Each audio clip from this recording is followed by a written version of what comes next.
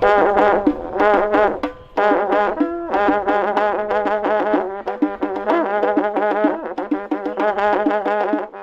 مرکز شهر خوجند در رگستان بازار پنجشنبه نقطه خدمترسانی نوی میلیسیای سیاحی گشوده شد. آن در همکاری با شرکت تیسل راه اندازی گردید. مقصد رشد ساحه سیاحی، تأمین نمودن امنیت سیاحان خارجی و رسانیدن اطلاعات می باشد که نتیجه همکاری شعبه میلیسیای سیاحی، ریاست اکولوژی و سیاحی، وزارت کارهای داخلی و شرکت علاقه موبیلی تیسل است تا برای مهمانان شهر و ولایت و سیاحان خارجی راهنما باشد. شماره سیاحان خارجی که به جمهوری تاجیکستان تشریف میارند هر ساله دینامیکای افزایش دارد که در سال 2023 زیاد از 1,200,000 شهروندان خارجی همچون سیاح به جمهوری تاجیکستان تشریف آوردند.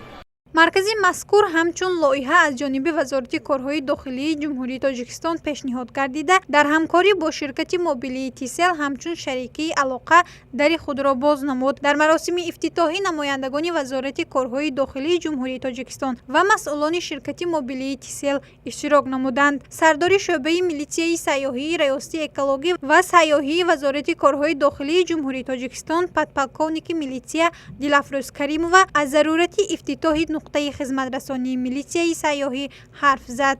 نقطه خدمترسانی میلیسیای سیاحی به خاطر تامین نمودن بخطری رشد بخطری سیاحان در جمهوری تاجیکستان در تمام منطقه‌های جمهوری روانه کرده شده است و این چنین دادن اخبارات هایی که سیاحان به واسطه ضرورت دارند.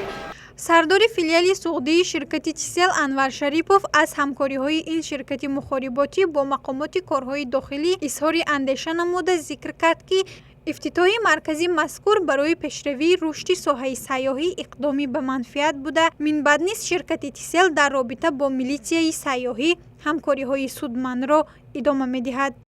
Добро пожаловать, уважаемые гости. Данный центр он предназначен для облегчения пребывания туристов.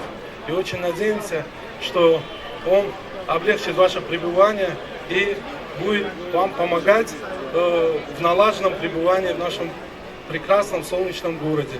این گونه نقطه های خدمترسانی که در موضع های نمایان و نزد سرحد جمهوری تاجیکستان و جمهوری ازبکستان جای گیرند، سیاحی مراجعت کننده می توانند برای معاشرت موبیلی از شرکت تیسل سیم کارت سیاحی رایگان دسترس نماید. همزمان طریق بستن شرطنامه طرفین با شعبه میلیسیای سیاحی، ریاست اکولوژی و سیاحی وزارت کارهای داخلی به سیاح خدمترسانی راهبلدی از حساب کارمندان میلیسیای سیاحی رسانیده می شود. گزارش منظور بختیارزاده نسیم رحیموف برای برنامه اطلاعاتی خبر.